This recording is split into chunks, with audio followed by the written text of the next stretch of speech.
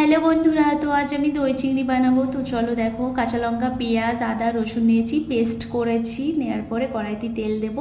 আগে থেকেই আমি চিংড়িটা লবণ হলুদ মাখিয়ে রেখেছিলাম। তো আমি এখানে কড়াইয়ের মধ্যে দিয়ে দিচ্ছি চিংড়িগুলো। তো লাল লাল করে ভেজে তুলে নেব। দেখো আমার ভাজা কমপ্লিট। তো আমি এখানে নিয়ে নিয়েছি এলাচ, লবঙ্গ, দারচিনি, তেজপাতা, শুকনো লঙ্কা, গোলমরিচ নিয়েছি। এটা আমি ফোড়ন দেব। দেওয়ার পরে আমি পেস্ট করা মশলাটা আমি এর মধ্যে দিয়ে দেব। দেওয়ার পরে লবণ হলুদ দিয়ে ভালো করে এটা আমি কষাবো। তো দেখো বন্ধুরা, এইভাবেই ভালো করে লাল লাল করে এর মধ্যে আমি আবার কটা কাঁচা লঙ্কা দিয়ে দিয়েছি, কারণ কাঁচা লঙ্কাটা দিলে এর মধ্যে ফ্লেভার হবে। আর টক দইটা আমি আগে থেকেই ফেটিয়ে রেখেছিলাম। তো এটা আমি এর মধ্যে মশলার মধ্যে দিয়ে দিলাম। তো ভেজে রাখা চিংড়িগুলো আমি এর মধ্যে দিয়ে কষাবো।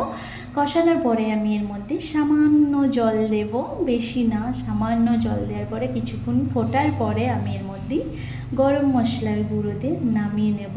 তো পারলে আপনারা ঘি দেবেন, ঘি দিলেও বেশ ভালো লাগে। তো আমি ঘি দিইনি, গরম মশলা দিয়েই নামিয়েছি।